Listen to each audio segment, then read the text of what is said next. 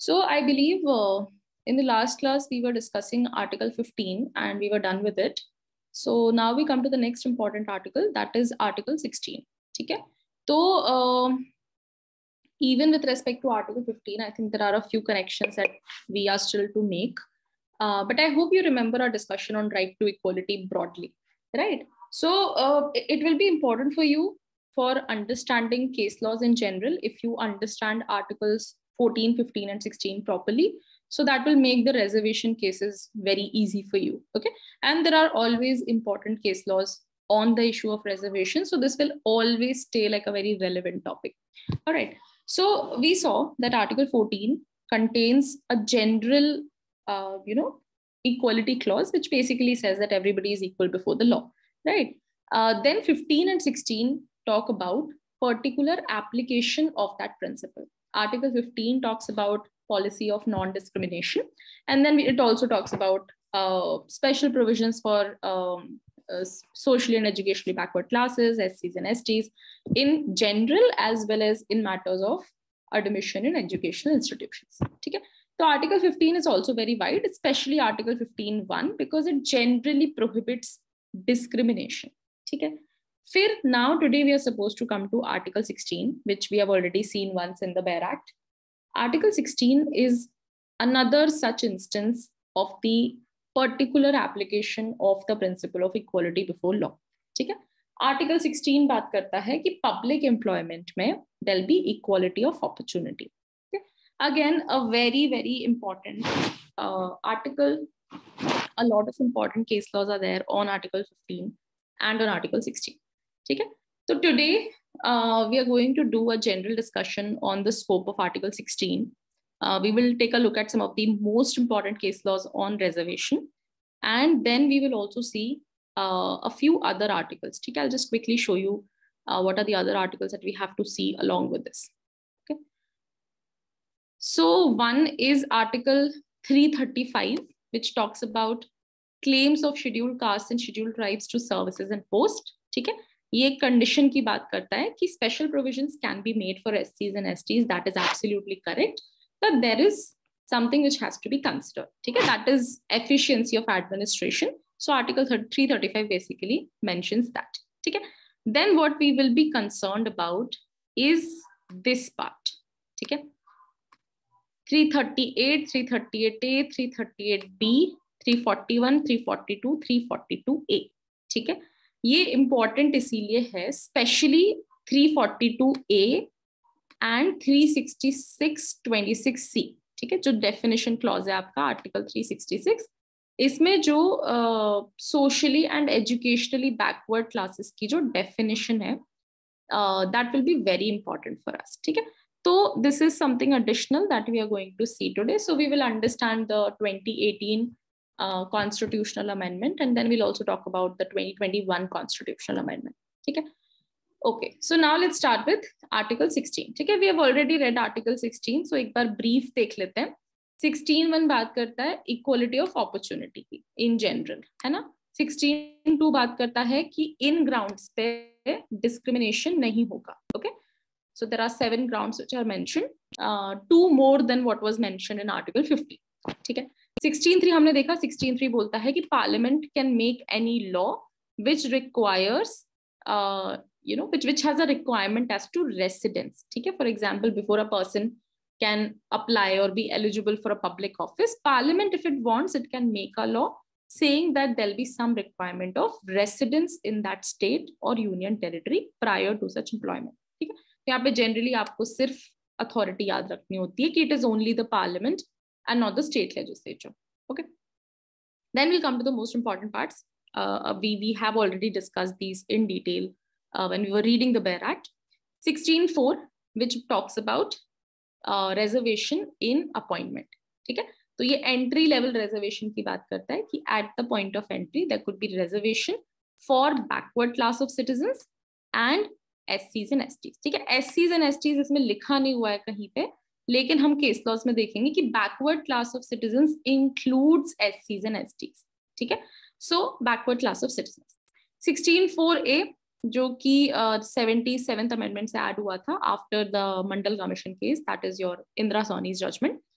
इसमें कोर्ट ने बोला, सॉरी, इसमें पार्लियामेंट ने बेसिकली ऐड किया कि reservation in promotions can also be given but it can only be given to एससीज एंड एसटीज, ठीक है।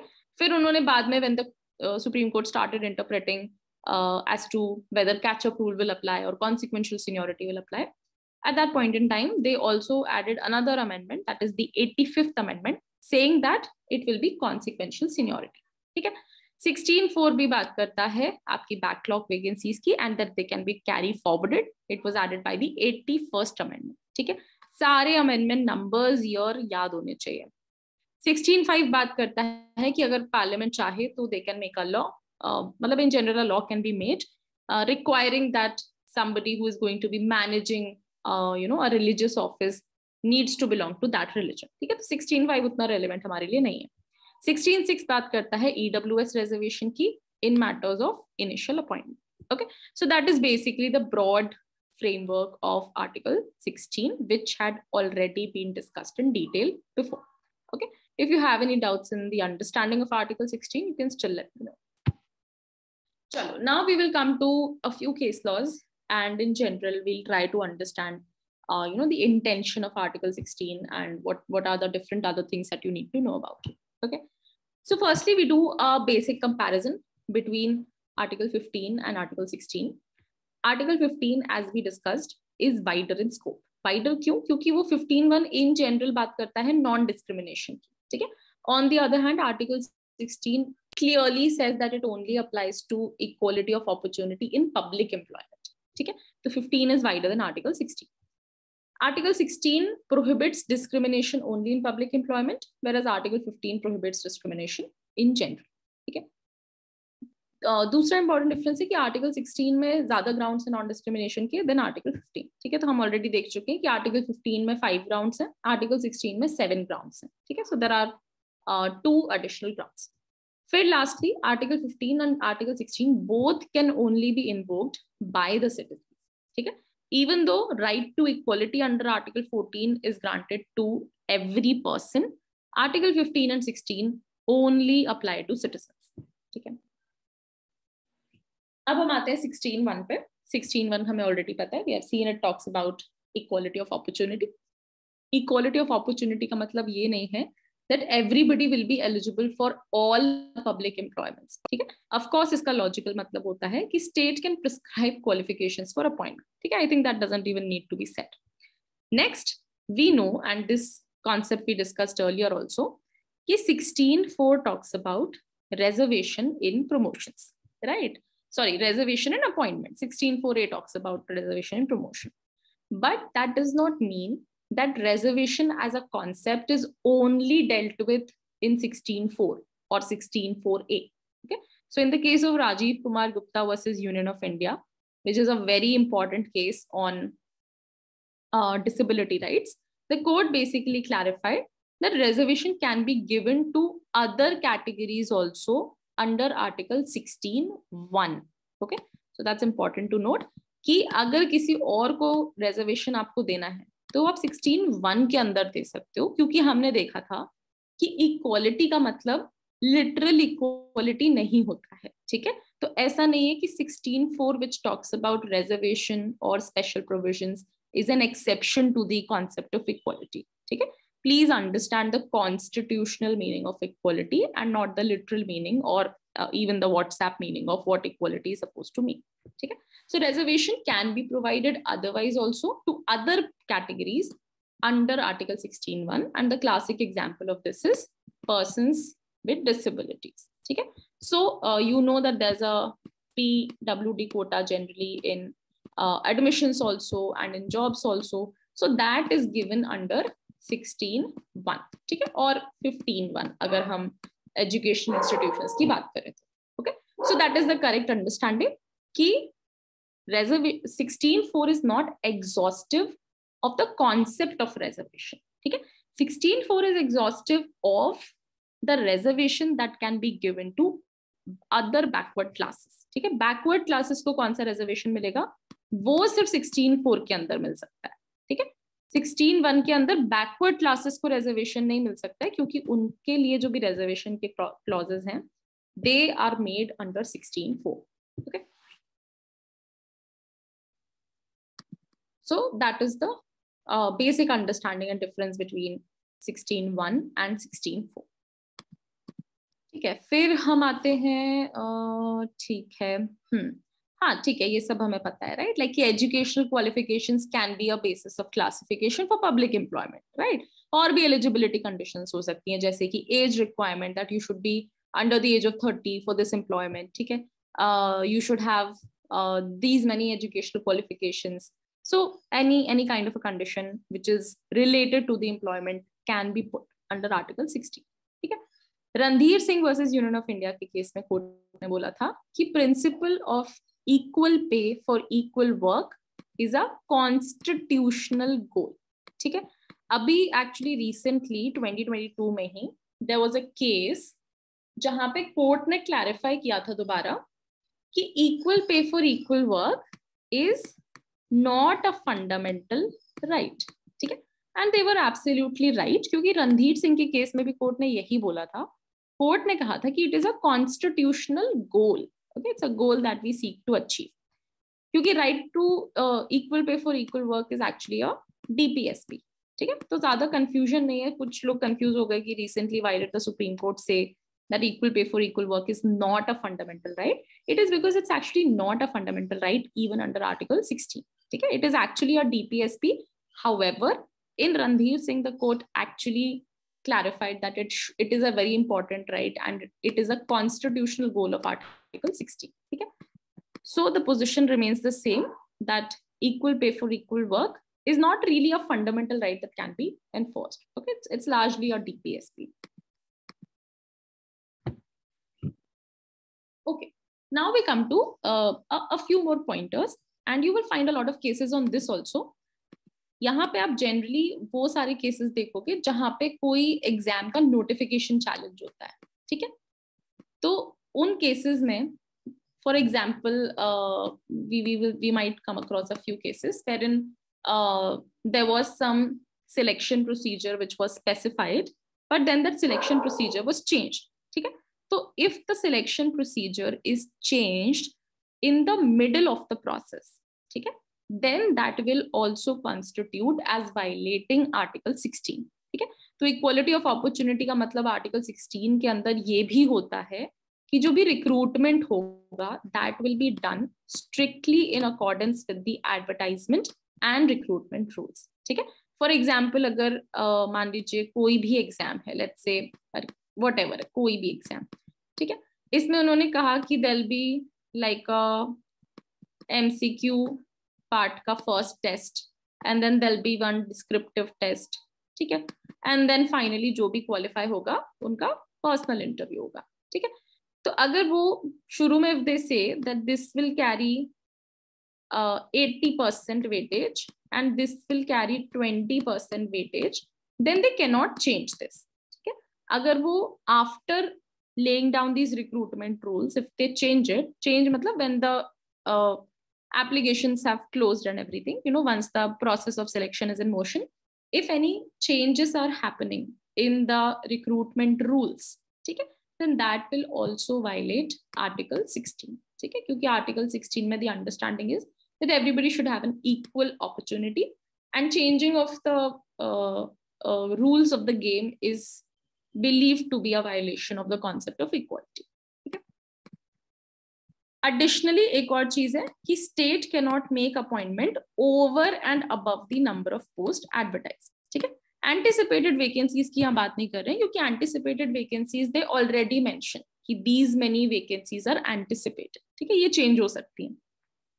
But in general, state ने जितनी vacancies का announcement किया है कि these are the vacancies for which we are going to appoint people, they cannot from the same recruitment process appoint over and above the number of posts that have been advertised. Okay? So all this actually has been laid down in a lot of cases, and the names of the cases are not that relevant.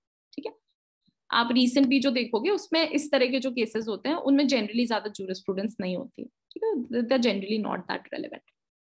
Okay. Now we come to one more concept, that is the concept of merit cum seniority and seniority cum merit. ठीक है, अब promotion के लिए of course these concepts are applicable only in matters of promotion. There are two concepts. either promotion can be based on merit cum seniority or it could be based on seniority cum merit. ठीक है, क्या मतलब होता है इन बातों का? बहुत ही simple है, जो टर्म पहले यूज हुआ है उसका वेटेज ज्यादा होता है. ठीक है, तो in merit cum seniority, merit plays a more significant role. ठीक है, सीनियोरिटी को तभी वेटेज दिया जाता है when the merit of the candidates is more और less equal. Seniority cum merit में उल्टा होता है. ठीक है, for example if you have been serving in an organisation for 3 years then you will be promoted. ठीक है, मतलब वो आपकी सिर्फ सीनियोरिटी पे डिपेंड करता है. मेरिट पे भी करेगा, मेरिट पे सिर्फ तभी करेगा when it is proved that you know this senior person is entirely unfit for this promotion. ठीक है, so generally seniority cum merit में it is only the seniority which has a more important role. Okay, उतने important चीजें ये generally नहीं है, but कभी कभी केस लॉज में you know there is discussion on these things and it makes it harder for you to understand the case laws. ठीक है, ओके. अब हम आते हैं एक और कॉन्सेप्ट पे जो नोट्स में नहीं है बट आपको पता होना चाहिए, and I want to know whether you guys know it और not. So can you please type out your answers for this concept. What is horizontal and what is vertical reservation? I hope everybody here knows this. Horizontal versus vertical, क्या मतलब होता है horizontal और vertical reservation का? You can type out your answers in the chat box.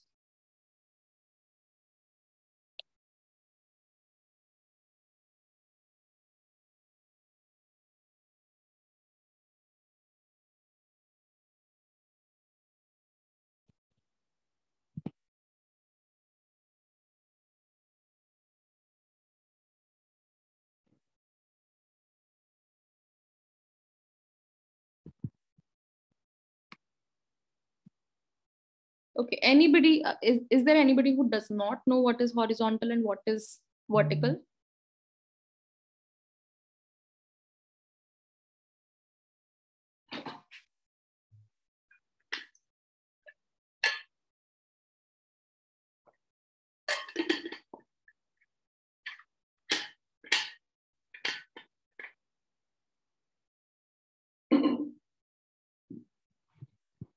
ठीक है, चलो ठीक है. I think most of you do know what it means. Yes, okay. So बहुत ही आप अगर आप सिर्फ याद भी कर लोगे तो भी it will be fine, but आपको थोड़ा समझ भी आना चाहिए. That's true. वर्टिकल रिजर्वेशंस होते हैं, सी आपको पता है हॉरिजॉन्टल और वर्टिकल क्या होता है. ठीक है, horizontal is this, vertical is this, right. Vertical reservations में आते हैं आपके reservation such as reservations to OBCs और एससीज और एसटीज. ठीक है, तो ये वाले जो रिजर्वेशंस हैं ये आएंगे वर्टिकल रिजर्वेशन में. हॉरिजॉन्टल रिजर्वेशन में आएगा for example reservation for women और द पीडब्ल्यूडी कैटेगरी. ठीक है, तो these are horizontal reservations. ठीक है, तो that is the only thing that you need to understand. One more concept that you need to understand which is related to this is कि okay, ये इसके लिए we'll need to take an example. Okay, इस पे भी बहुत सारे cases हैं. ठीक है, अभी recent years में भी even in 2022 there have been at least I think 1 or 2 cases on this point which has been clarified time and again. ठीक है, जैसे कि if a person belonging to a reserved category gets selected on a general seat or an open category seat, then that person will be considered to be selected on the general category seat and he will not be counted as a reserved category candidate. ठीक है, क्या बोल रही हूँ मैं? For example, किसी भी exam या पोस्ट किसी भी चीज में if there is let's say okay, I have no idea what I've written, just a second. Okay, let's say if in the open category there are 50 seats, okay, and let's say for OBCs there are 15 seats, for SCs let's say there are 8, for STs let's again say there are 8 seats. ठीक है, मान लीजिए this is the division of reservation and the total number of seats. ठीक है, now if a person who belongs to let's say the OBC category, if he gets AIR 1, ठीक है, तो क्या होगा कि he will be considered to be selected against these seats, not against these 15 seats. ठीक है, क्यों? क्योंकि he got into this solely on the merit aspect, right? Because if he were a general candidate and if he would have secured All India rank 1, then he would have been eligible to be selected here because there are 50 seats, right? तो आप जब OBC reservation count करोगे तो आप उसमें इस candidate को include नहीं करोगे to decide the total strength of 15 for OBC candidates. ठीक है, तो if a person belonging to any category gets selected in the open quota, ठीक है, मतलब उसकी rank is falling within what is required for the open category, then that person will be considered in the open category only.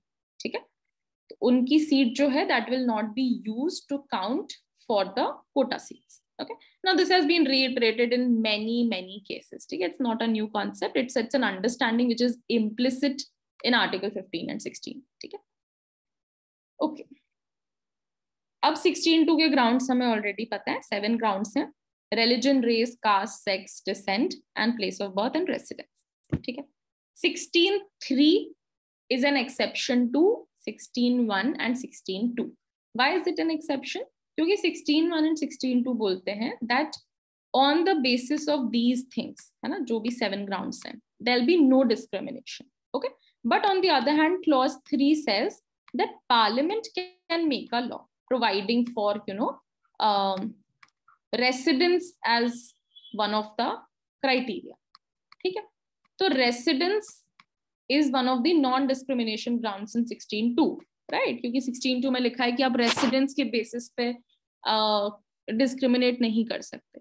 इसीलिए 16(3) को exception बोला जाता है 16(1) और 16(2) का, क्योंकि यहाँ पे अगर Parliament law बना देगी तो it can also discriminate on the grounds of residence. Okay? So that's it. And the other thing that needs to be remembered for this is कि Parliament is the only body which can do this and not the state legislature. Okay? ठीक है, अब हम आते हैं सबसे important part पे और वो है आर्टिकल 16. ठीक है, बट आर्टिकल 16 पढ़ने से पहले अब हम आएंगे आर्टिकल 335 पे, और वो जो डेफिनेशंस दी हुई हैं एक बार उसका बैरैक वी विल सी. ओके, चलो, क्योंकि 16 आपको पता है, आर्टिकल 16(4) बात करता है reservation in appointment of post की. ठीक है, now you need to read this with article 335. okay,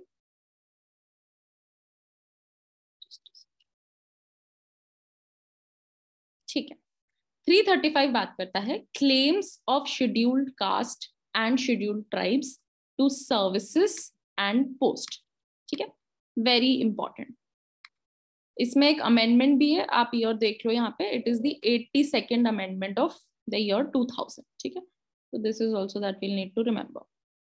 अब आर्टिकल 335 बोलता है कि the claims of the members of SC and ST shall be taken into consideration consistently with the maintenance of efficiency of administration in making of appointments to services and post in connection with the affairs of the union or a state, provided that nothing in this article shall prevent in making of any provision in favor of the members of the SCs and STs for relaxation in qualifying marks in any examination or lowering the standards of evaluation for reservation in matters of promotion to any class or classes of services or post in connection with affairs of union or a state.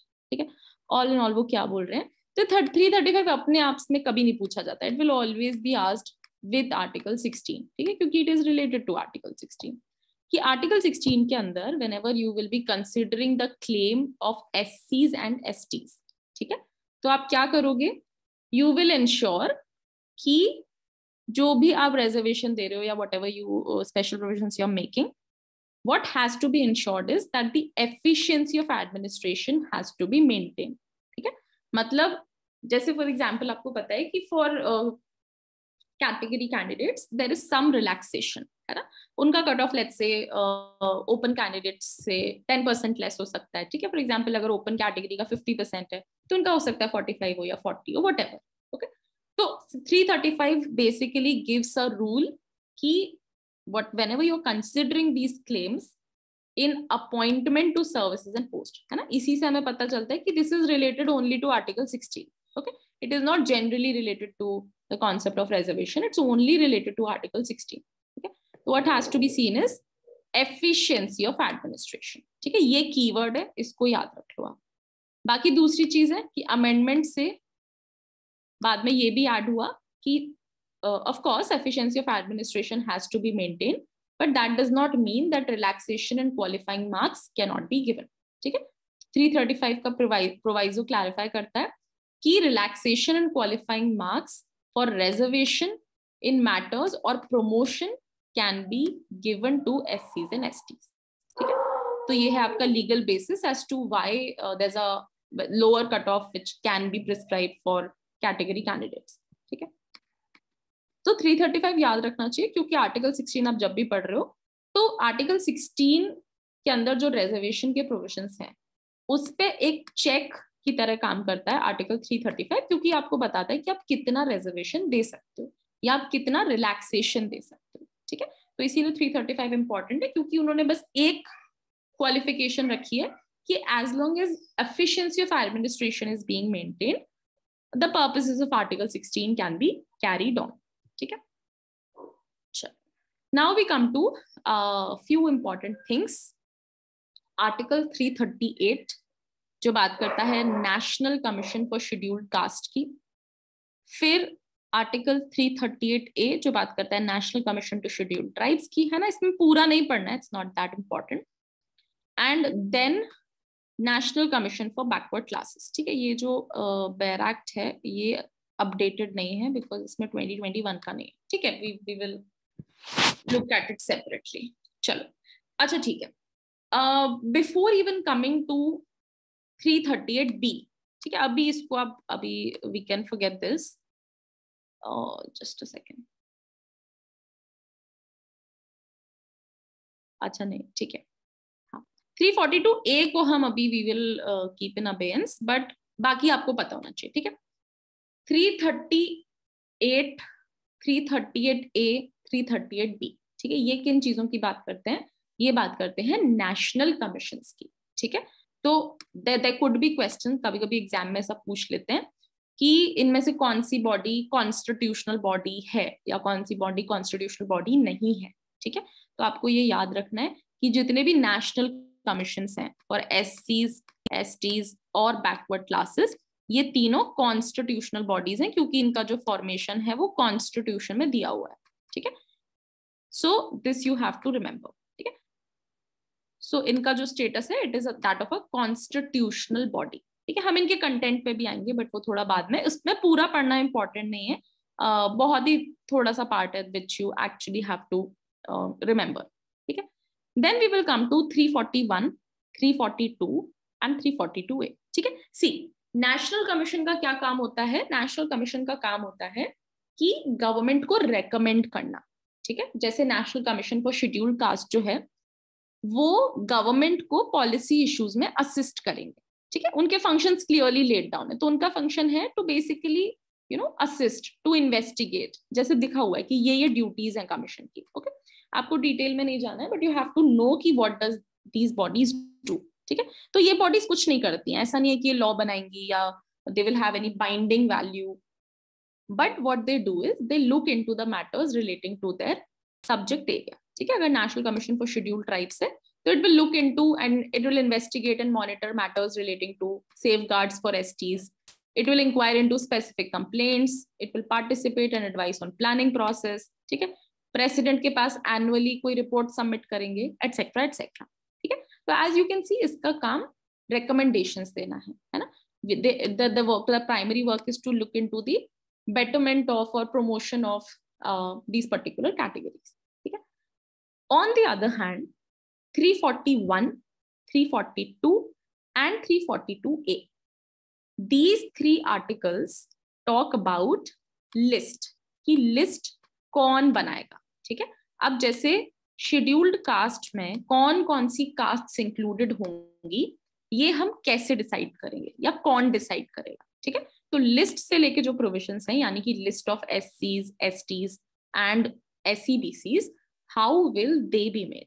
ठीक है, अब ये generally उतना relevant नहीं होता है. आप क्या पढ़ लेते हो? आप जनरली 366, 24, 25 341 और 342। ठीक है, आप बस इतना याद रखते हो कि 366 में ये डिफाइंड है और 341 342 में इनकी लिस्ट की बात की हुई है कि who will make it.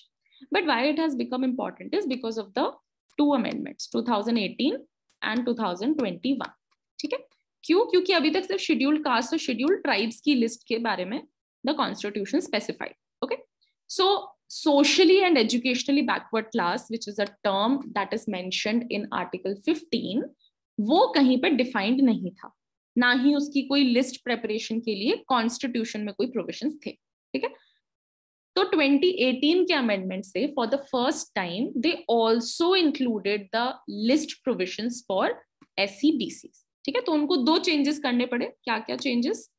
First change, और अभी हम 2018 की बात करें सिर्फ, फर्स्ट चेंज उन्हें करना पड़ा कि 366 में उनको डेफिनेशन डालनी पड़ी। ठीक है, जैसे SCs और STs की डेफिनेशन है, वो भी we will come to that also. तो सबसे पहले तो उनको डेफिनेशन डालनी पड़ी कि SCBCs है कौन, क्योंकि SCBCs का नाम मेंशन्ड है आर्टिकल 15 में, लेकिन वो कहीं डिफाइन नहीं थे कि क्या होंगे। कोर्ट्स ने बिल्कुल अपना they gave an interpretation to as to what SCBCs are, but constitutionally there was no definition available. ठीक है, so the first thing that happened in 2018 was the amendment of article 366. The second thing that happened was insertion of article 342A. ठीक है, क्योंकि अब define कर दिया है, अब आपको ये भी बताना है कि ये जो लिस्ट है ये कौन बना रहा है।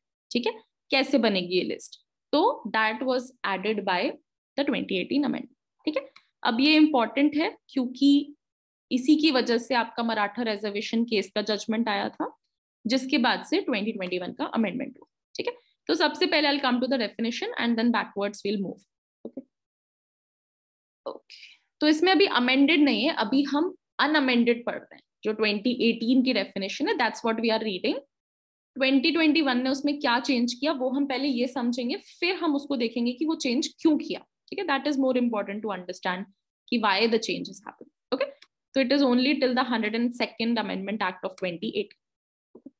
तो अब आपके लिए डेफिनेशन क्लॉज में क्या क्या इंपॉर्टेंट है आपके लिए? 366(24), 366(25) एंड 366(26)(c। शेड्यूल्ड कास्ट को कैसे डिफाइन किया उन्होंने? शेड्यूल्ड कास्ट वो कास्ट, रेस या ट्राइब्स होंगी जिनको which are deemed under article 341 to be scheduled caste. ठीक है, तो डेफिनेशन बिल्कुल कॉम्प्लिकेटेड नहीं है, उन्होंने कुछ नहीं बताया कि कौन शेड्यूल कास्ट होंगे कौन नहीं, सिंपल सी बात है। आर्टिकल 341 में जिसको बोल दिया जाएगा कि these are scheduled caste, then they are scheduled caste. ठीक है, सिमिलरली शेड्यूल्ड ट्राइब्स कौन होंगी? Scheduled tribes would mean those tribes और tribal communities which are deemed under article 340। ठीक है, बिल्कुल कॉम्प्लिकेटेड डेफिनेशन नहीं है, इट्स वेरी इजी। जनरली आपको क्या याद रखना होता है? This subsection number. ओके, फिर उन्होंने 366(26)(c) ऐड किया, किसको डिफाइन करने के लिए? SCBCs, है ना, क्योंकि SCs डिफाइंड है, STs डिफाइंड है, लेकिन SEBCs कहीं डिफाइंड नहीं। तो socially and educationally backward class का मतलब है backward classes as are so deemed under article 342A for the purposes of this constitution. ठीक है, बिल्कुल सेम डेफिनेशन है, जैसी इसकी है वैसी इसकी है, सेम डेफिनेशन उन्होंने SCBCs के लिए ला दी। ठीक है, अब ये चेंज हो गई है, this is not the definition now, but we will come to that later. पहले 2018 की पोजीशन लेट्स अंडरस्टैंड। ठीक है, अब हमने देखा कि ये तो डीमिंग प्रोविजंस हैं कि 341, 342 and 342 are the original and the real provisions that we actually have to read if we want to understand कि ये लिस्ट कौन बनाता है। ठीक है, क्योंकि that is exactly what we actually need to know. तो या पहले हम आएंगे 341 पे, फिर 342 पे, फिर 342A। 341 बात करता है कि लिस्ट जो बनाएंगे वो होंगे president. List will be made by the president और उस लिस्ट को सिर्फ पार्लियामेंट अमेंड कर सकती है। ठीक है, the president may with respect to any state और union territory and where it is a state after consultation with the governor by public notification specify the caste, races or tribes or part of groups or tribes which shall for the purposes of this constitution be deemed to be SCs in relation to that state or union territory as the case may। ठीक है, तो सबसे पहली बात तो आपको याद रखना है कि ये जो लिस्ट होती है ये स्टेट वाइज प्रिपेयर होती है। ठीक है, स्टेट वाइज लिस्ट बनती है, कौन बनाता है?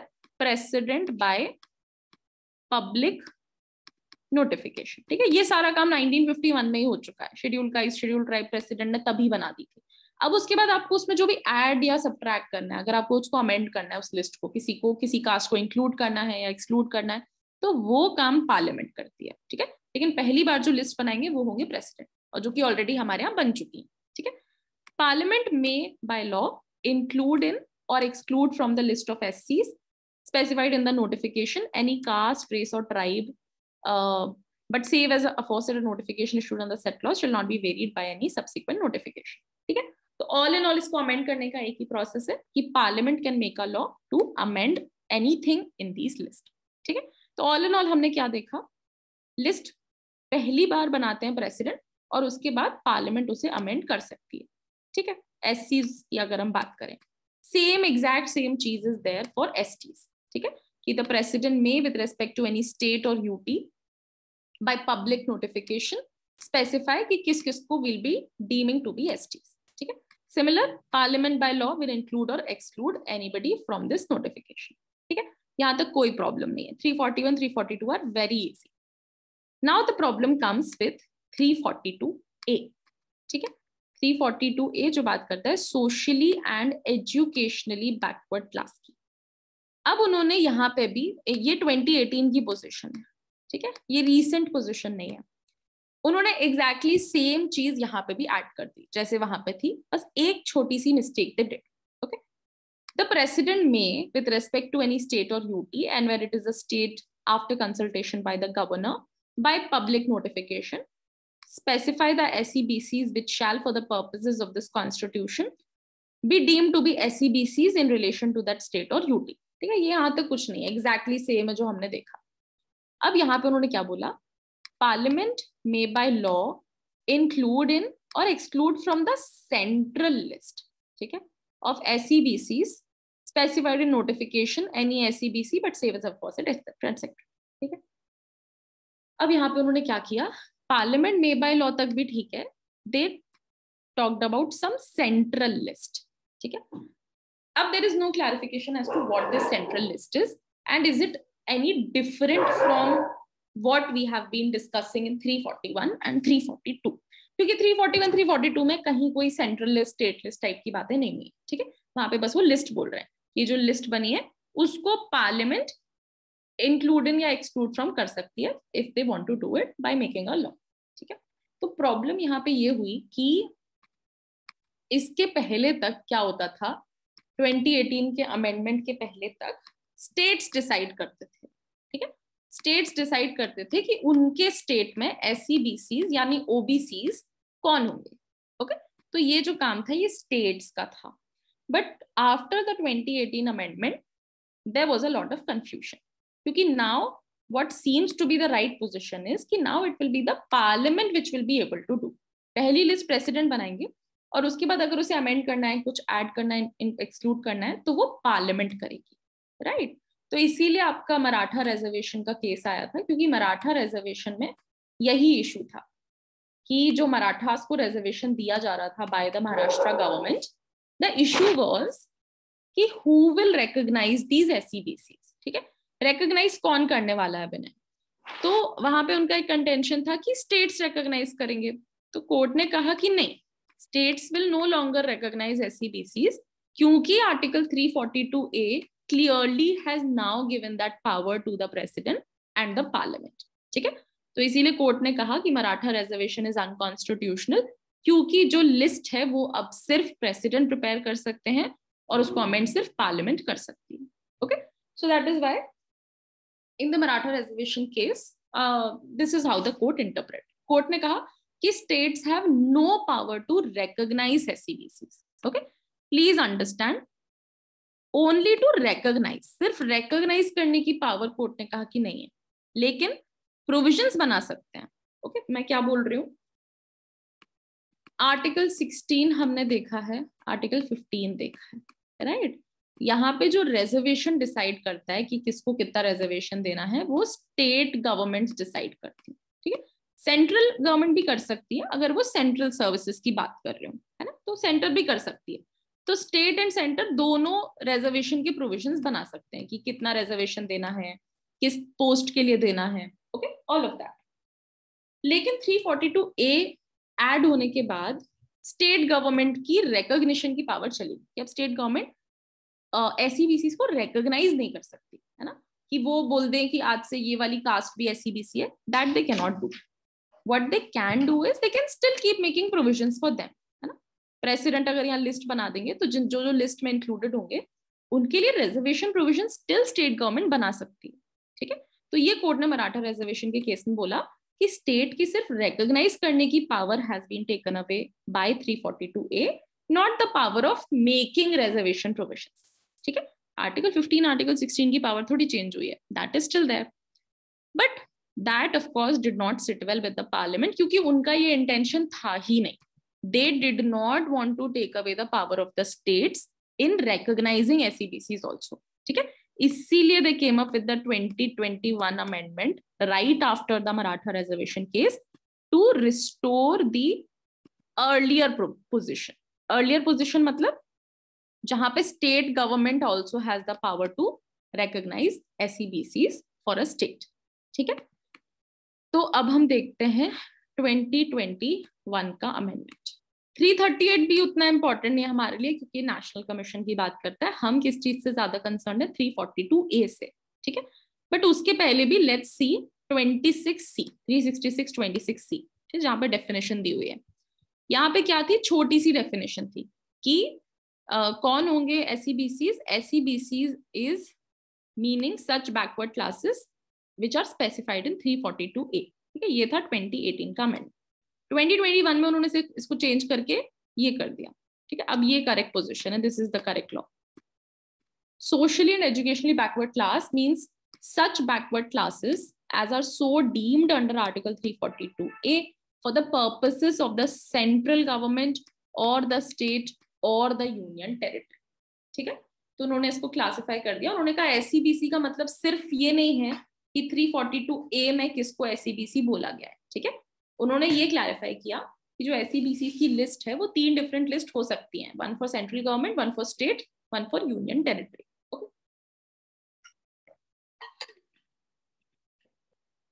तो पहले तो उन्होंने डेफिनेशन क्लॉज में थोड़े से चेंजेस किए, ओके।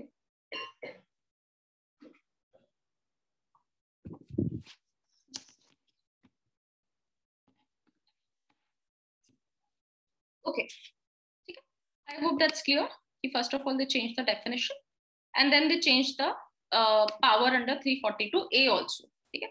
342A में अब क्या है, क्लॉज 1 में SCBC की जगह क्या लिखेंगे, SCBC classes in the central list which shall for the purposes of central government, ठीक है। तो all in all what they basically did was they clarified कि प्रेसिडेंट जो लिस्ट बना सकते हैं under 342A that will be the central list only, ठीक है। तो उन्होंने एक क्लासिफिकेशन कर दिया जो आप SCs और STs के केस में नहीं देखते हो, ऑल्दो वहां पे भी स्टेट की, हर स्टेट की अलग लिस्ट ही होती है SCs और STs की, लेकिन उनकी जो लिस्ट होती है वो प्रेसिडेंट ही बनाते हैं, ठीक है।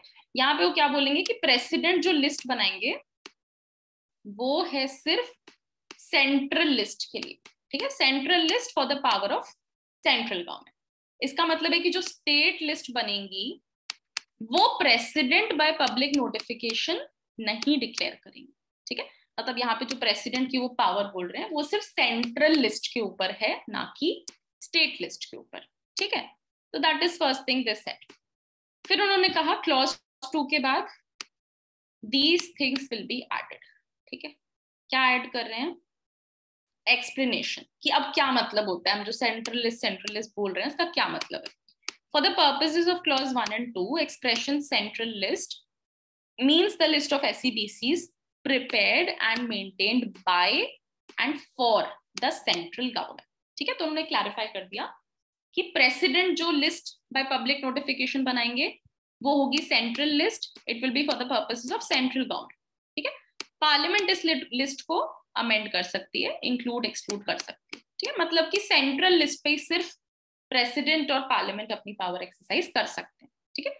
क्लॉज 3 में उन्होंने कहा कि ये स्टेट लिस्ट पे अप्लाई नहीं होगा, Notwithstanding anything contained in clause 1 and 2, every state or union territory may, by law, prepare and maintain for its own purposes a list of SEBCs, entries in which may be different from the central list. ठीक है, तो ये essentially unofficially state list की बात कर रहे हैं, है ना. स्टेट लिस्ट वो वाली नहीं जो हम शेड्यूल 7 में देखते हैं. ठीक है, मैं इसलिए बोला मैंने अनऑफिशियली, क्योंकि अगर हम स्टेट लिस्ट बोले तो you can be confused with union list, state list and concurrent list also. ठीक है, तो ये हम अपने कन्वीनियंस के लिए इसको अभी यहाँ पे स्टेट लिस्ट बोल रहे हैं. तो बोल रहे हैं कि स्टेट्स और यूटीज अपनी खुद की लिस्ट प्रिपेयर और मेंटेन करेंगे जो कि जिनकी एंट्री सेंट्रल लिस्ट से डिफरेंट हो सकती है. ओके, तो उन्होंने मराठा रिजर्वेशन के केस में जो प्रॉब्लम आई थी जहां पे कोर्ट ने बोला था कि स्टेट्स अब अपनी खुद की एसईबीसीज रिकॉग्नाइज नहीं कर सकते, that has now been undone by the 2021 amendment. Okay, parliament has clarified कि 342A में जो प्रेसिडेंट ऑफ पार्लियामेंट की पावर है वो सिर्फ सेंट्रल लिस्ट पे अप्लाई होगी. ठीक है, वो स्टेट की लिस्ट पे अप्लाई नहीं होगी. Okay, I hope that's clear.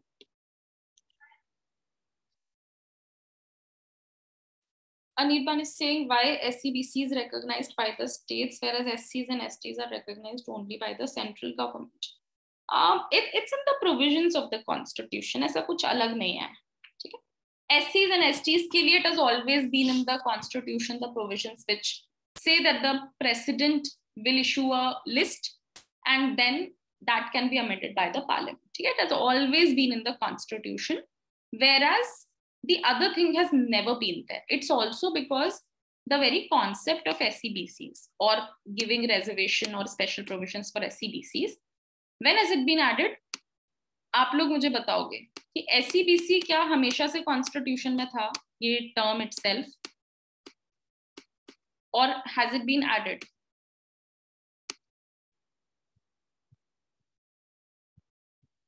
You have already read this, you should know this now. Right है ना, फर्स्ट अमेंडमेंट से ऐड हुआ था अगर आपको याद हो तो 15(4) जब आया था, क्योंकि 15(3) तक ही था ओरिजिनली. 15(4) जब आया तो उन्होंने एक टर्म निकाला कि socially and educationally backward class को हम अलग से रिजर्वेशन देंगे. ठीक है, तो वहां पे हमेशा पावर स्टेट्स की इसीलिए थी क्योंकि SCBC ऐसे कोई it's not something which can be decided, you know, it's a very state specific thing. ठीक है, क्योंकि ये दो चीजों पे डिपेंड करती है, सोशल एंड एजुकेशनल बैकवर्डनेस. ठीक है, SCs and STs on the other hand they are presumed to be backwards. ठीक है, अभी हम इंदिरा सोनी का केस पढ़ेंगे, वहां पे कोर्ट ने बोला था कि आपको जैसे OBCs को अगर रिजर्वेशन देना है, अदर बैकवर्ड क्लास, ठीक है, SCBCs को OBCs भी बोला जाता है. ओके, ये हम पॉपुलर कल्चर में इनको OBCs बोलते हैं. कॉन्स्टिट्यूशन में इसका नाम है socially and educationally backward class. Okay, but generally we know it by other backward classes. तो सुप्रीम कोर्ट ने इंदिरा सोनी के केस में बोला था कि SCs और STs के लिए आप बैकवर्डनेस प्रिज्यूम करते हो, मतलब आपको प्रूव नहीं करना है कि ये बैकवर्ड हैं इसीलिए आप उन्हें रिजर्वेशन दे रहे हो. ठीक है, on the other hand for SCBCs और other backward classes under article 16 what the state has to do is the state has to have an opinion that they are not represented in the services and they are backward. ठीक है, तो all in all SCs and STs के case में backwardness हमेशा से presumed रही. ठीक है, 341 342 में इसलिए उन्होंने पावर प्रेसिडेंट को ही दे दी कि based on the backwardness of SCs and STs they can be classified state wise कि किस स्टेट में कौन से SCs हैं और कौन से STs हैं. ओके, तो आई थिंक फर्स्ट इज कि SCBCs की जो अंडरस्टैंडिंग थी वो बाद में ऐड हुई है, इसीलिए कॉन्स्टिट्यूशन में एक्चुअली उसको कभी पहले डिफाइन किया ही नहीं गया था. Okay, because it was never there. हाँ, मतलब what they could have done is कि when they were adding the first amendment, when they were introducing this term, they could have defined it. ठीक है, but they didn't. सो वो जो power है वो हमेशा से स्टेट के पास ही रही है. Okay, states have always recognised कि हु विल बी SCBCs, क्योंकि 341 और 342 जैसा प्रोविजन कहीं पे नहीं था. तो हम ऐसा क्यों बोलेंगे कि president has the power to recognise it, right? SCs और STs के केस में इसलिए बोलते हैं क्योंकि 341 and 342 says that. Okay, so basically there's no such reason, but only that constitution in itself has laid down the procedure of how they will be identified. Okay, so that is the correct position, आपको ये अच्छे से याद रखना है, 2018 2021 amendment very important. And I think थोड़ा drafting mistake भी है और कोर्ट का इंटरप्रिटेशन भी थोड़ा डिफरेंट रहा है, क्योंकि यहाँ पे उन्होंने बाकी चीजें सेम रखी हैं, बट यहाँ पे 2018 के अमेंडमेंट से they actually did talk about something called the central list, है ना। ये टर्म जो उन्होंने यहाँ पे कहीं यूज नहीं किया है एससीज और एसटीज के केस में। तो अगर उन्होंने कुछ एक अलग टर्म यूज किया है तो how is that to be interpreted? I think the parliament did a drafting mistake here, they should have clarified this in 2018 amendment only कि ये क्या बोल रहे हैं सेंट्रल लिस्ट से, क्योंकि अगर आप एक कोई नए टर्म निकाल रहे हो तो you have to define it कि what exactly would it mean. So I think there was an error there, and that is why they had to come up with the 2021 amendment to clarify कि what was their intention, क्योंकि they never intended to actually take away the state's power to recognize SCBCs. Okay, so yeah, that is something which you have to read with Article 16, 15, 16 both actually.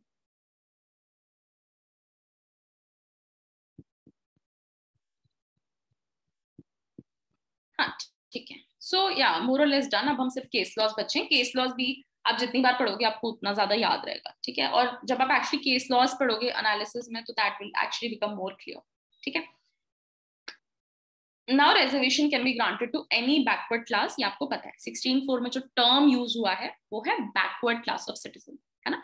15(4) में जो term हुआ है वो है socially and educationally backward class, okay. अब EV Chinnaiah के case में court ने कहा था कि backward class of citizens includes एससीज एंड एसटीज, ठीक है। जैसा कि हमने बताया 16(4) में एससीज एसटीज कहीं से नहीं लिखा है कहीं अलग से कि उनको भी रिजर्वेशन मिलेगा, but as I said कि their backwardness is presumed, so that is why backward class of citizens includes SCs and STs, okay. It can include OBCs also, but it definitely includes SCs and STs. फिर ये एक बहुत ही common point जो हम 1000 बार पढ़ चुके हैं अभी तक कि 16(4) जो है वो एक इनेबलिंग प्रोविजन है, ठीक है। रिजर्वेशन के जितने भी प्रोविजंस हैं, भले ही 15(4) में हो, 16(4) या 16(4)A में हो, all of them are enabling provision. Enabling provision का मतलब होता है, सॉरी, हाँ, इनेबलिंग प्रोविजन का मतलब होता है कि it enables the state to do something, ठीक है। It is not an exception. हमें ऑलरेडी पता है कि इक्वालिटी के कॉन्सेप्ट का मतलब लिटरल इक्वालिटी नहीं होता है, and equality in itself includes the very idea of special provisions, ठीक है। Affirmative action, special provisions are a part of enforcing the concept of equality. तो इंदिरा सोनी के केस में कोर्ट ने क्लैरिफाई किया था कि 16(4) merely enabling provision है, it is not an exception to Article 16(1). Okay? अब ये ऑलरेडी हम देख चुके हैं। Article 341 provides for SCs, which is defined in 366(24). 342 provides for STs, which is defined in 366(25). Okay? अब आते हैं कुछ केस लॉस पे, ठीक है। आपको ये मेजर केसेस एनीवे याद हो जाएंगे। फर्स्ट इंपॉर्टेंट केस जो आया था 1962 में वो था general manager southern railway versus Rangachari का केस, ठीक है। इस केस में पहली बार the court actually upheld the constitutionality of reservation in promotions, ठीक है।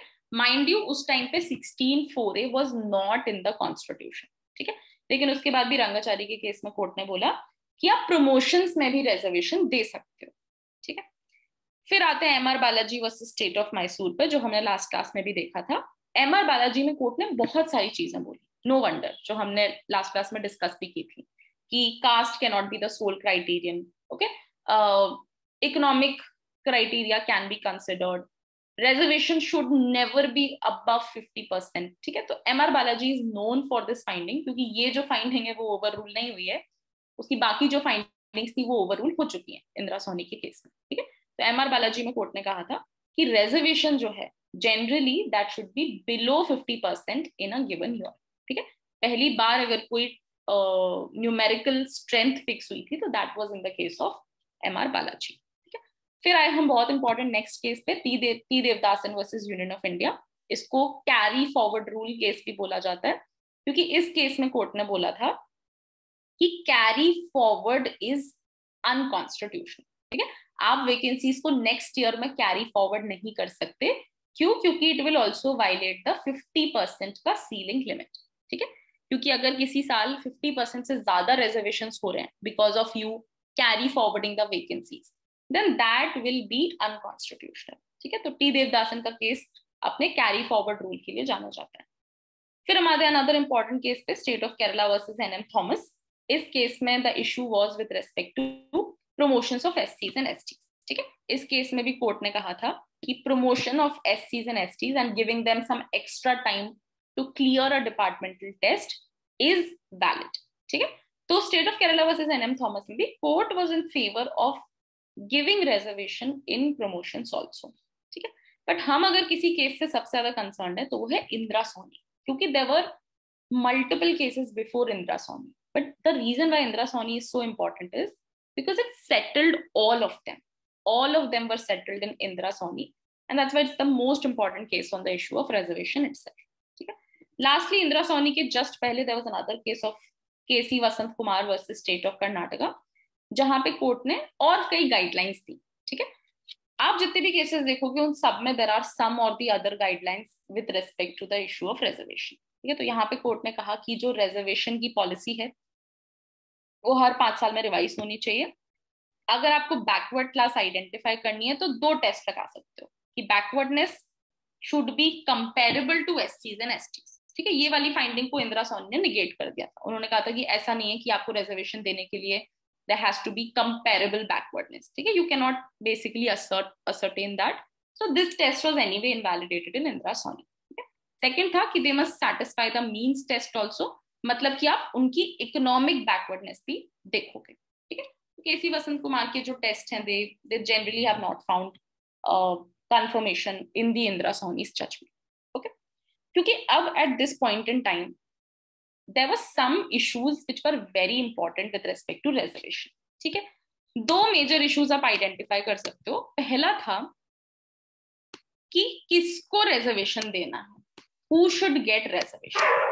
हु का मतलब ये नहीं कि कौन, क्योंकि हमें पता है एससीबीसी को मिल सकता है, बैकवर्ड क्लासेस को मिल सकता है. राइट, ये 2 टर्म्स हैं जो हमें पता है. एससीज एसटीज का पता है, लेकिन एससी एसटीज बहुत ही क्लियरली डिफाइंड है, तो we don't have to define who एससीज and STs are. Right, but we need to define who are backward classes. तो सबसे पहला जो प्रेसिंग इशू था वो ये था कि how will you determine backward classes, क्योंकि एससीबीसी के लिए भी क्राइटेरिया वाज थोड़ा क्लियर. आपको 2 टाइप की बैकवर्डनेस देखनी है, सोशल एंड एजुकेशनल. राइट, ये आपको 2 बैकवर्डनेस के बेसिस पे डिसाइड करना है. लेकिन बैकवर्ड क्लासेस के लिए ये टर्म जो 16(4) में यूज हुआ है, ये आप कैसे डिटरमाइन करोगे, मतलब क्या क्राइटेरिया होगा.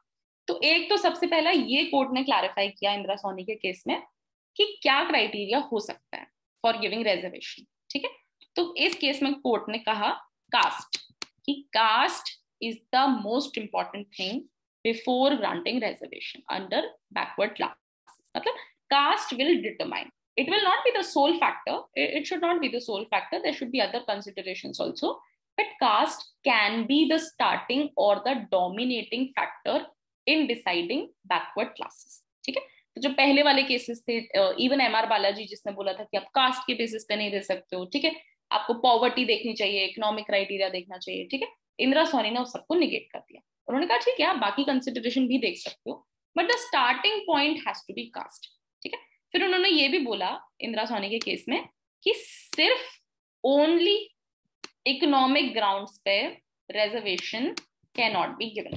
ठीक है, उन्होंने कहा कि the whole idea of why reservations are given under the constitution is to uplift the certain castes which have been historically prejudiced. ठीक है, तो पूरा पॉइंट रिजर्वेशन देने का ये था कि जो हिस्टोरिकली इनजस्टिसेस हुई हैं उनको अंडू किया जाए. ठीक है, तो इसीलिए आप सिर्फ इकोनॉमिक क्राइटेरिया पे without any relevance of caste you cannot give reservation. Okay, तो that was the finding of Mandal commission. हाँ, तो पहला क्वेश्चन तो था कि किसको देना है, दूसरा क्वेश्चन था कितना देना है, how much reservation has to be given. तो उन्होंने कह दिया 50%. ठीक है, not more than 50%. But please understand ये कोई रिजिड रूल नहीं है.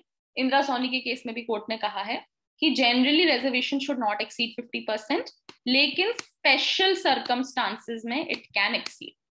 लेकिन आपको ये स्पेशल सर्कमस्टांसेस प्रूव करने पड़ेंगे. है ना। ऐसा नहीं कि आपने बोल दिया स्पेशल हैं तो मान लेंगे.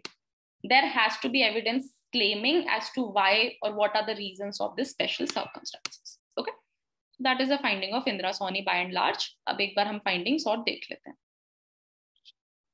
ठीक है, तो they basically settled everything about reservation. तो पहले तो उन्होंने बोला कि 16(4) is not an exception of 16(1). इसलिए ये उन्होंने in this sense they overruled the case of M.R. Balaji, T. Devdasan and they reiterated the findings of N.M. Thomas case. ठीक है, क्योंकि M.R. बालाजी के केस में कोर्ट ने कहा था कि 16(4) is an exception of 16(1). तो कोर्ट ने कहा कि वो गलत अंडरस्टैंडिंग है, 16(4) is not an exception to 16(1). फिर उन्होंने कहा कि 16(4) does not only include reservation but also includes concessions, exemptions and preferences. ठीक है, 16(4) का मतलब सिर्फ reservation देना नहीं है, वो और भी डिफरेंट तरीके से they can make some special provisions. फिर उन्होंने कहा कि 16(4) is exhaustive of the concept of reservation for backward class of citizens. ठीक है, आप backward classes को reservation सिर्फ 16(4) के अंदर दे सकते हो, लेकिन 16(4) is not exhaustive of the concept of reservation. क्यों? क्योंकि 16(1) के अंदर भी आप reservation दे सकते हो. किसको दे सकते हो? लेकिन people who are not falling in 16(4). Okay, 16(4) में जो लोग फॉल नहीं करेंगे, जैसे कि persons with disabilities, उनको reservation दिया जा सकता है under 16(1). Okay, तो अगर हम reservation की बात करें तो reservation एक जो concept है, it is implicit in 16(1). Okay, so 16(4) and 16(1) both include the understanding of reservation. फिर हमने देखा कि केसी वसंत कुमार में कोर्ट ने कहा था कि पहला टेस्ट है कि जो बैकवर्डनेस होनी चाहिए बैकवर्ड क्लास की, it should be comparable to एससीज एंड एसटीज, कि जिस तरीके से एससीज and STs have been are backward, same way backward class should also be backward like that. ठीक है, कोर्ट ने कहा ऐसी कोई रिक्वायरमेंट नहीं है, it is not necessary for a class to be backward to be similarly situated as एससीज and STs. फिर उन्होंने कहा कि बैकवर्डनेस जो 16(4) के अंदर है वो मोस्टली सोशल बैकवर्डनेस है. ठीक है, this is very different from SEBCs which are given in 15(4), क्योंकि 15(4) में दो तरह की बैकवर्डनेस होनी चाहिए, सोशल एंड एजुकेशनल. 16(4) के अंदर सिर्फ सोशल बैकवर्डनेस की हम बात करें. फिर उन्होंने कहा कि बैकवर्ड क्लास सिर्फ इकोनॉमिक क्राइटेरिया पे डिसाइड नहीं हो सकती, but caste can be the sole और dominant criteria for determining backwardness. ठीक है, तो those were the findings of Indra Sawhney. It is a very important judgment और अब इसी की वजह से there are a lot of other case laws also. ठीक है, फिर क्या बोला इंदिरा सोनी ने? एक और इंपॉर्टेंट चीज कि बैकवर्ड क्लास को आप backward and more backward categories में डिवाइड कर सकते हो. ठीक है, M.R. बालाजी को उन्होंने फिर से ओवररूल किया, क्योंकि M.R. बालाजी के केस में कोर्ट ने कहा था कि backward classes can not B सब क्लासिफाइड. ठीक है, तो उन्होंने कहा कि backward class backward and more backward class हो सकती है. ठीक है, तो आप एक ही कैटेगरी में you can give 2 layers of reservation, या बैकवर्ड क्लास को कम दोगे या नहीं दोगे, लेकिन मोर बैकवर्ड क्लासेस को दोगे. इसकी रीजनिंग ये है so that the benefit of reservation seeps down till the lower rung of those particular communities. तो बैकवर्ड क्लास का सब क्लासिफिकेशन पॉसिबल है. ठीक है, इंदिरा सोनी के केस में बोला था. अब इस पॉइंट की वजह से एक और क्वेश्चन निकल के आया है which will be answered in the future because the case has been sent for reference. वो इशू ये है कि क्या एससीज और एसटीज के केस में भी सब क्लासिफिकेशन हो सकता है. ठीक है, तो अभी तक क्या है कि इनके में सब क्लासिफिकेशन नहीं होता है. ओके, लेकिन this has been referred to a larger bench, so we will have to wait and see कि whether in SCs and STs also sub classification is permitted or not. ठीक है, फिर कोर्ट ने कहा कि बैकवर्ड क्लासेस में आपको creamy layer को एक्सक्लूड करना पड़ेगा. ठीक है, आपने देखा होगा ओबीसीज में क्या होता है, 2 कैटेगरीज देखी होंगी आपने, ओबीसी एंड ओबीसी NCL, है ना, आई होप सो. तो ओबीसी NCL है OBC non creamy layer. Okay, इसको जनरली आप उससे डिटरमाइन करते हो इकोनॉमिक क्राइटेरिया से, है ना. आपने देखा होगा कि सारे ओबीसीज को रिजर्वेशन नहीं मिलता है, only OBCs who fall with in a certain income bracket, है ना. I think 8 lakhs family income is the criteria, है ना। अगर आपकी फैमिली इनकम 8 लाख से ज्यादा है तो आप ओपीसीज में आओगे, इससे कम है तो you will fall under OBC non creamy layer, ठीक है। तो कोर्ट ने कहा कि ये जो क्रीमी लेयर है you have to exclude it from the benefit of special provisions, ठीक है। तो बैकवर्ड क्लास के केस में आप क्रीमी लेयर को रिजर्वेशन नहीं दोगे, क्योंकि अगर आप क्रीमी लेयर को रिजर्वेशन दोगे तो द नॉन क्रीमी लेयर में not be able to benefit from the very idea of reservation, ठीक है। अब ये जो क्रीमी लेयर का कॉन्सेप्ट है ये कोर्ट ने बोला था ओबीसी पे अप्लाई करेगा। अभी recently again there is a larger issue which has been referred again कि whether this applies to SCs and STs also, ठीक है। SCs और STs में भी क्रीमी लेयर टाइप का कोई कॉन्सेप्ट हो सकता है, ठीक है। So that is still pending challenge. फिर कोर्ट ने कहा कि reservation should not exceed 50%, in extra ordinary situation 50% may be exceeded, ठीक है। फिर लास्टली इन्होंने ये भी क्लैरिफाई किया कि रिजर्व कैटेगरी के जो कैंडिडेट्स हैं अगर वो ओपन कैटेगरी में सिलेक्ट होंगे तो they will not be counted against the quota seats which are reserve for them, ठीक है। हम ऑलरेडी डिस्कस कर चुके हैं। हाँ, अब उन्होंने एक और बात करी जो हमने आई थिंक बैराक पढ़ते वक्त भी डिस्कस की थी कि 16(4) बात करता है एडिक्वेट रिप्रेजेंटेशन की, ना कि प्रोपोर्शनेट रिप्रेजेंटेशन की, ठीक है। अब इसका क्या मतलब है?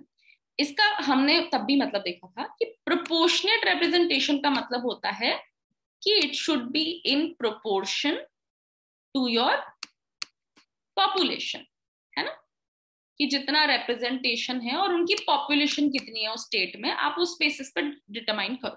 कोर्ट ने कहा कि नहीं, we are not talking about proportionate representation, क्योंकि we are not just concerned with numbers, ठीक है। What are we concerned with this कि whether there is adequate representation or not। adequate का मतलब है कि सर्विसेज की जितने स्टेजेस हैं, जैसे मान लीजिए ग्रेड्स होते हैं, आपको पता होगा, है ना, किसी भी सर्विसेज के ग्रेड होते हैं A B C D E, ठीक है।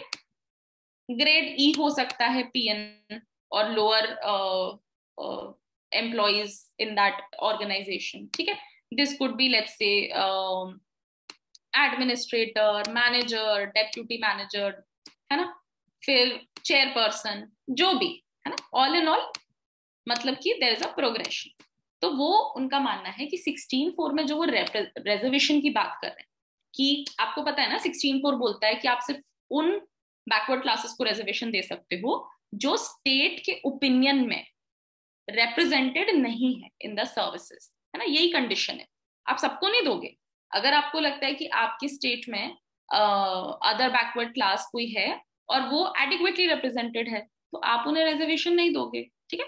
क्यों? क्योंकि स्टेट के ओपिनियन में उन्होंने डेटा कलेक्ट किया और उसके बाद उन्हें लगा कि they have representation in the services, ठीक है। किस टाइप का रिप्रेजेंटेशन होना चाहिए?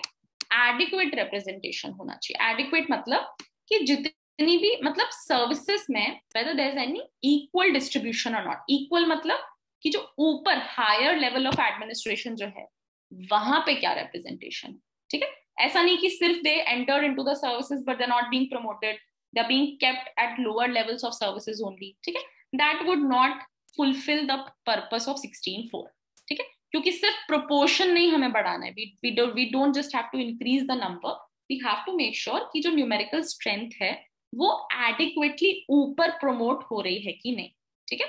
तो सिर्फ रिप्रेजेंटेशन का मतलब एंट्री लेवल पे नहीं होगा, it would mean particularly it would mean कि whether there is representation on different levels of administration or not, ठीक है। क्योंकि यहीं पे प्रॉब्लम आती है कि they are able to enter but they are not getting promoted and that is precisely an evidence of caste discrimination, ठीक है। इसीलिए 16(4) जो बात करता है वो adequate representation की बात करता है, ना कि proportional representation की। फिर लास्टली कोर्ट ने कहा कैरी फॉरवर्ड रूल के बारे में। जैसा कि मैं आपको पहले ही बता चुकी हूँ, इंदिरा सोनी में उन्होंने ये नहीं बोला था कि कैरी फॉरवर्ड रूल अनकॉन्स्टिट्यूशनल है। उन्होंने कहा था कि अगर आप वेकेंसीज अगले साल कैरी फॉरवर्ड कर रहे हो और अगर उसकी वजह से उस साल में 50% रूल ब्रीच हो रहा है, जो कि होगा भी क्योंकि इन जनरल रिजर्वेशन सारा मिला के 50% होता ही है एक साल में, अगर आप इसमें पिछले साल की वैकेंसीज भी ऐड कर दोगे तो 50% रूल ब्रीच हो जाएगा, तो वो अनकॉन्स्टिट्यूशनल है, ठीक है। कोर्ट ने ये नहीं कहा कि कैरी फॉरवर्ड रूल अनकॉन्स्टिट्यूशनल है, उन्होंने कहा कि अगर इसकी वजह से नेक्स्ट ईयर का 50% रूल ब्रीच होगा तो this will be not allowed. ठीक है, अब आपको पता है कि 16(4) भी ऐड हो गया है, तो this finding of Indra Sawhney has been overruled. ठीक है, overruled by legislative action. Okay, फिर लास्टली उन्होंने कहा कि 16(4) does not apply to reservation and promotions. ठीक है, उनका मानना था कि प्रमोशंस में आप रिजर्वेशन नहीं दे सकते। फिर उन्होंने कहा कि रिजर्वेशन सुपर स्पेशलिटीज में अप्लाई नहीं होता है। ठीक है, सुपर स्पेशलिटीज क्या होते हैं? फॉर एग्जाम्पल, कोई बहुत ही पर्टिकुलर स्पेशलिटी वाली फील्ड है जहां पे specialisation is extremely important. For example surgeons, है ना, आपको पता है एमबीबीएस में रिजर्वेशन होता है। ठीक है, पीजी कोर्सेज में भी, एमडी में भी रिजर्वेशन होता है। ठीक है, लेकिन कुछ कैटेगरीज हैं, जैसे फॉर एग्जांपल अगर आपको सर्जन बनना है तो वहां पे रिजर्वेशन नहीं हो सकता है। अगर आपको लेट्स से साइंटिस्ट बनना है, नासा का, who is going to be working on very sensitive skill based operations, तो वहां पे भी हो सकता है कि रिजर्वेशन ना दिया जाए। ठीक है, तो ऐसी जगह जहां पे सुपर स्पेशलिटी की रिक्वायरमेंट है, मतलब जहां पे आप लेवल्स को रिलैक्स नहीं कर सकते because it will impact the kind of work that is being done, तो ऐसे केस में आप रिजर्वेशन नहीं दोगे। ठीक है, तो सुपर स्पेशलिटी का case actually we will see that also, there are few cases on that as well. Okay, so that was the understanding of Indra Sawhney. I hope it's clear. ठीक है, मैं ये नोट्स अपलोड कर चुकी हूँ, तो प्लीज आप उसको बार बार रिवाइज करते रहना बैरैक के साथ, so it will retain in your memory also, because otherwise you will forget all this. ठीक है, अब कुछ और फैक्ट्स देख लेते हैं। एक कमेटी का नाम आप देख लो, पूछा जाता है एग्जाम में कि क्रीमी लेयर के लिए आइडेंटिफाई करने के लिए गवर्नमेंट ने कौन सी कमेटी बनाई थी। ठीक है, so it was the justice Ram Nandan committee. फिर कोर्ट ने बोला कि non exclusion of creamy layer is violative of article 14, 16(1) and 16(4). इसका क्या मतलब है? ठीक है, आपको पता है इक्वालिटी का क्या मतलब होता है? Equality is a very dynamic understanding. ठीक है, लिटरल अंडरस्टैंडिंग नहीं होती है इक्वालिटी की। इक्वल का मतलब ये नहीं है कि everybody will be treated equally. ठीक है, जहां पे लोग डिफरेंट हैं आप उन्हें डिफरेंट ट्रीटमेंट दोगे, आप उनका वेलफेयर करोगे and you will make sure that they come to the same level. Right, आपकी पूरी कोशिश ये रहनी चाहिए कि सोसाइटी में जितने भी ग्रुप्स हैं, पर्टिकुलरली वैसे ग्रुप्स जिनको हिस्टोरिकली सप्रेस किया गया है, वो सेम लेवल पे आ पाए, है ना। That is the whole understanding of equality under the constitution. ठीक है, तो इसीलिए क्रीमी लेयर का एक्सक्लूड होना बहुत जरूरी है। ठीक है, तो इंदिरा सोनी के केस में कोर्ट ने ये भी बोला था कि क्रीमी लेयर को अगर आप एक्सक्लूड नहीं करोगे ओबीसीज में, तो that in itself will violate equality principle. ठीक है, क्यों? क्योंकि अगर आप क्रीमी लेयर को रिजर्वेशन दे रहे हो ओबीसीज में, तो जो नॉन क्रीमी लेयर है वहां तक एडवांटेज रीच नहीं कर पाएगा, बिकॉज जो भी बेनिफिट्स होंगे वो क्रीमी लेयर वाले लोग ही ले जाएंगे। तो इसीलिए क्रीमी लेयर को एक्सक्लूड करना is also a part of equality. If you don't exclude it, then that will be violative of equality principle under 14, 16(1) and 16(4). Okay, though Indra Soni के केसेस हैं बाय द वे। एक तो 1993 वाला जो हमने देखा 9 जज बेंच, उसके बाद एक 5 जज बेंच केस भी आया था, है ना, for clarifying some of the provisions of the previous case. ठीक है, तो 5 जज बेंच वाला हम बहुत कम देखते हैं, बट हाँ ये जो यहाँ पे मेंशन है, दिस इज फॉर द 5 जज बेंच केस। ठीक है, अभी आपको ऑलरेडी पता है इंदिरा सोनी में कोर्ट ने कहा था प्रमोशंस में आप रिजर्वेशन नहीं दोगे, लेकिन पार्लियामेंट फिर added 77th amendment and said कि reservation and promotions can be given. Okay, 82nd amendment से उन्होंने 335 में प्रोवाइसो ऐड किया कि आप एससीज और एसटीज के लिए क्वालिफाइंग मार्क्स में रिलैक्सेशन दे सकते हो। ठीक है, कैचअप रूल हम ऑलरेडी डिस्कस कर चुके हैं, कैचअप और कॉन्सिक्वेंशियल सीनियरिटी। ठीक है, आपको बस कुछ केसेस का नाम याद रखना है। क्यों? क्योंकि हमने देखा कि जब रिजर्वेशन एंड प्रमोशन ऐड हुआ तो प्रॉब्लम ये आई कि we should follow catch up rule और should we follow consequential seniority, है ना। तो कोर्ट्स को इंटरप्रेट करनी थी अब ये चीज, क्योंकि 16(4) में तो नहीं लिखा था कि व्हाट विल बी डन। तो कोर्ट्स ने क्या अप्लाई किया? Courts applied the catch up rule. उन्होंने कहा कि जो कैंडिडेट सीनियर है, और मान लीजिए भले ही वो बाद में प्रमोट हुआ क्योंकि किसी और कैंडिडेट को रिजर्वेशन मिला था प्रमोशन में, तो इसकी वजह से the general category candidate, if let's say if he has been promoted later also but he is senior because he joined the services पहले, तो once he is promoted he will regain his seniority, ठीक है, वो वापस से senior बन जाएंगे। तो इसको बोलते हैं कैचअप रूल, मतलब they will catch up on their seniority. तो ये इंट्रोड्यूस किया था कोर्ट ने union of India versus Virpal Singh Chauhan and Ajit Singh के केस में, ठीक है। जनरली आप इन्हीं दो केसेस के नाम पढ़ोगे, these are related to the catch up rule, ठीक है। पार्लियामेंट ने कहा कि नहीं, that was not our intention, हम कॉन्सिक्वेंशियल सीनियोरिटी भी देना चाहते हैं with the aspect of promotion, ठीक है। तो सिर्फ ऐसा नहीं है कि रिजर्वेशन एंड प्रमोशंस मिलेगा, बट उसके साथ साथ आपको सीनियोरिटी भी मिलेगी। मतलब अगर पार्लियामेंट ऐसा लॉ बनाना चाहे तो, है ना। अगर नहीं बनाना, अगर स्टेट को नहीं देनी है कॉन्सिक्वेंशियल सीनियोरिटी तो वो नहीं देंगे, बट अगर देना चाहे तो दे कैन, ओके। तो ये जो प्रोविजन था this was added by the 85th amendment. M Nagaraj के केस में court upheld the validity of 85th, 77, 82nd, ठीक है। जितने भी अमेंडमेंट्स किए थे उन सब की वैलिडिटी को एम नागराज के केस में कोर्ट ने अपहोल्ड किया। कोर्ट ने कहा कि सारे कॉन्स्टिट्यूशनल हैं, ओके, ठीक है। कोर्ट ने कहा कि कॉन्सिक्वेंशियल सीनियोरिटी इंट्रोड्यूस कर देने से कॉन्स्टिट्यूशन का बेसिक स्ट्रक्चर चेंज नहीं होता है, इसीलिए कॉन्सिक्वेंशियल सीनियोरिटी का प्रोविजन बेसिक स्ट्रक्चर को ऑफेंड नहीं करेगा, ठीक है। So that was basically the understanding in M Nagaraj and with respect to what is catch-up rule and what is consequential seniority. At any point, if you guys are not understanding anything, please stop me and ask your questions. Okay? ठीक है। अब ये भी हमें पता है कि इंदिरा सोनी में कोर्ट ने कहा था कैरी फॉरवर्ड आप कर लो लेकिन 50% रूल ब्रीच नहीं होना चाहिए, है ना। कोर्ट ने कहा ये, but parliament added 16(4)(b saying कि कैरी फॉरवर्ड ऑफ वैकेंसीज हो सकता है, ठीक है। उन्होंने ये भी क्लैरिफाई किया कि कैरी फॉरवर्ड जो हम वैकेंसीज करेंगे उनको हम नेक्स्ट ईयर की वैकेंसी में काउंट नहीं करेंगे, ठीक है। तो 50% रूल वैसे भी ब्रीच नहीं करेंगे because we are not going to count these carry forwarded vacancies in that given year, okay. तो एम नागराज के केस में भी court basically said that this is constitutional and M Nagaraj case introduced the time factor stating that the government should introduce a time cap for carry forward of vacancies, otherwise it would affect the administration की efficiency, ठीक है। तो M Nagraj में उन्होंने recommend किया कि carry forward आप एक टाइम तक ही करो, है ना। मान लीजिए एसटीज की 15 वैकेंसीज आई इस ईयर, 15 में से 5 फिल हुई, 10 रिमेनिंग रह गई।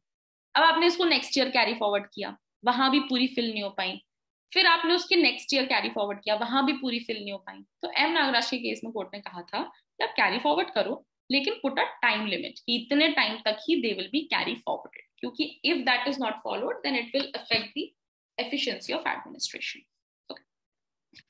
अब ठीक है, 2-3 केसेस ही बचे, लेट मी क्विकली कवर क्योंकि ज्यादा कुछ नहीं है because the matter is still under challenge, है ना। ईवी चिनैया का केस अब बहुत इंपॉर्टेंट है, ओके। ईवी चिनैया के केस में द इशू वाज सब क्लासिफिकेशन ऑफ एससीज एंड एसटीज, ठीक है। हमने देखा था इंदिरा सोनी में कोर्ट ने कहा कि आप अगर बैकवर्ड क्लास को backward class and more backward class में डिवाइड कर सकते हो। तो ईवी चिनैया के केस में कोर्ट ने कहा था कि जो एससीज और एसटीज हैं वो एक होमोजेनस क्लास हैं और आप उनके बीच में सब डिविजन नहीं कर सकते, वो सारे they are backward and that is a homogeneous class, okay। so आप इकोनॉमिक क्राइटेरिया के बेसिस पे ये नहीं कह सकते कि दिस इज बैकवर्ड या मोर बैकवर्ड जैसे क्लासिफिकेशन एससीज और एसटीज में नहीं हो सकता है, ठीक है। लेकिन ये जो चीज है ये रिसेंटली चैलेंज हुई है 2020 के केस में, दविंदर सिंह के केस में कोर्ट ने कहा था कि आप एससीज और एसटीज को सब क्लासिफाई कर सकते हो, ठीक है। अब क्योंकि दोनों 5 जज बेंच डिसीजन थे और दोनों की फाइंडिंग्स एक दूसरे से ऑपोजिट हैं, इसीलिए इस मैटर को 7 जज बेंच के पास रेफर कर दिया गया, ओके।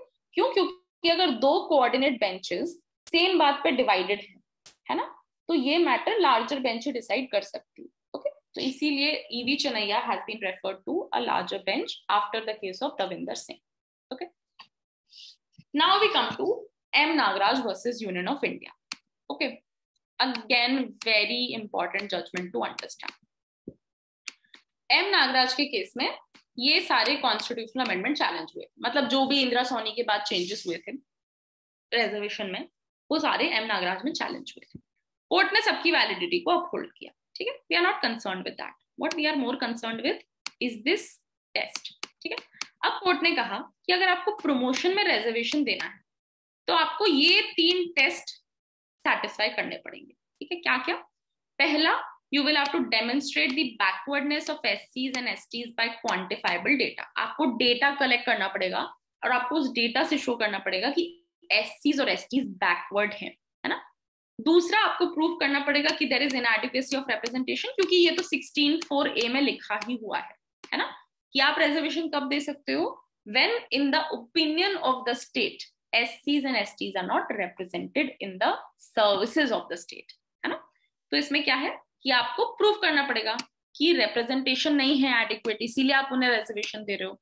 तीसरा, आपको क्या प्रूफ करना पड़ेगा? आर्टिकल 335 का टेस्ट, कि there will be overall efficiency of administration. Okay, I hope you have understood. पहला, क्वांटिफाइबल डेटा कलेक्ट करो बैकवर्डनेस शो करने के लिए. दूसरा, इनएडिक्वेसी ऑफ रिप्रेजेंटेशन शो करनी पड़ेगी. तीसरा, you'll have to show कि 335 के अंदर जो एफिशिएंसी ऑफ एडमिनिस्ट्रेशन की वो बात कर रहे हैं दैट विल बी मेंटेन, ठीक है. अब ये किसके लिए है? ये सिर्फ प्रमोशंस के बारे में हम बात कर रहे हैं, ठीक है, कि प्रमोशन में अगर आपको रिजर्वेशन देना है तो आप कैसे दे सकते हो. ओके, तो एम नागराज की जो फाइंडिंग्स थी, ये जो 3 टेस्ट थे, ये जर्नैल सिंह के केस में चैलेंज हुए, ठीक है. जर्नैल सिंह के केस में चैलेंज था कि should we refer M Nagaraj to a larger bench. क्यों? क्योंकि उन्होंने कहा कि एम नागराज बोल रहे हैं कि आप एससीज और एसटीज की बैकवर्डनेस शो करो डेटा के थ्रू. तो ये तो इंदिरा सोनी के डिसीजन के अगेंस्ट है, क्योंकि इंदिरा सोनी में कोर्ट ने बोला था कि एससीज and STs are presume to be backward. You don't have to prove that they are backward, they are presume to be backward. तो आपको कोई डेटा प्रेजेंट नहीं करना है इनके लिए. तो इसीलिए द चैलेंज वाज कि क्या M Nagaraj is incorrectly decided, ठीक है. तो जर्नैल सिंह के केस में दिस वाज चैलेंज, और ये क्वेश्चन ये था कि should we refer M Nagaraj to a larger bench, ठीक है. तो जर्नैल सिंह के केस में कोर्ट ने कहा कि नहीं, we don't need to refer M Nagaraj to a larger bench. लेकिन ये जो फर्स्ट टेस्ट है दिस इज अनकॉन्स्टिट्यूशनल. क्यों? क्योंकि इंदिरा सोनी के केस में कोर्ट ने क्लियरली बोला था कि एससीज और एसटीज की बैकवर्डनेस आपको डेटा के थ्रू प्रूव नहीं करनी है. ओके, तो जर्नैल सिंह में उन्होंने कहा कि एम नागराज को कोई जरूरत नहीं है लार्जर बेंच के पास रेफर करने की. It is rightly decided. Only thing that has to be done is that the first test has to be struck down, क्योंकि ये इंदिरा सोनी के अगेंस्ट है, विच वाज अ 9 जज bench decision. Okay, I hope it's clear, right. So Jarnail Singh बहुत बहुत बहुत important judgement है. अभी रिसेंट 2022 में भी एक जर्नैल सिंह आया 3 जज बेंच, जिसमें उन्होंने जर्नैल सिंह 2018 की फाइंडिंग्स को ही थोड़ा और क्लैरिफाई किया, ठीक है. उन्होंने 6 इंपॉर्टेंट इश्यूज पे कुछ और फाइंडिंग्स दिए थे. बट हम अभी 2018 के जर्नैल सिंह की बात करें, जहां पे कोर्ट ने कहा कि there is no need to send M Nagaraj for a larger bench consideration. दूसरा, उन्होंने कहा कि बैकवर्डनेस का जो क्राइटेरिया है, we have to show this by data, that is struck down, ठीक है. फिर उन्होंने ये भी कहा कि creamy layer should be excluded from the एससीज एंड एसटीज, ठीक है. अब ये चीज दविंदर सिंह में भी बोली गई है. अब जब कोई लार्जर बेंच इसको डिसाइड करेगी तभी वी विल नो कि वेदर एससीज और एसटीज में क्रीमी लेयर को एक्सक्लूड किया जाना चाहिए कि नहीं, ठीक है. क्या वहां पे भी ओबीसी जैसे क्रीमी लेयर बनाई जा सकती है, ठीक है. तो वो अब लार्जर बेंच का जब भी डिसीजन आएगा तब it will be clarified. Okay, 17-18 में कुछ नहीं है. आई होप यू नो दैट.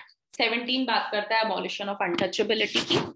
ये लॉ है जो पार्लियामेंट ने बनाया है फॉर द पर्पस. ओके, आप एक बार पढ़ लेना, there is nothing to understand here. Same applies for article 18. Article 18 बात करता है अबॉलिशन ऑफ टाइटल्स की. इसमें एक ही केस इंपॉर्टेंट है, बालाजी राघवन, जहां पे कोर्ट ने बोला था कि जो भी नेशनल अवार्ड्स मिलते हैं, जो पद्मश्री, पद्म विभूषण, ये सारे 18(1) को वायलेट नहीं करते, क्योंकि they are not titles, they are awards. Okay, तो 17-18 में कुछ नहीं है. आपको फिर भी कभी डाउट लगे तो you can ask me. Okay, so we are done with 15 to 18. Now if you guys have any doubts, do let me know.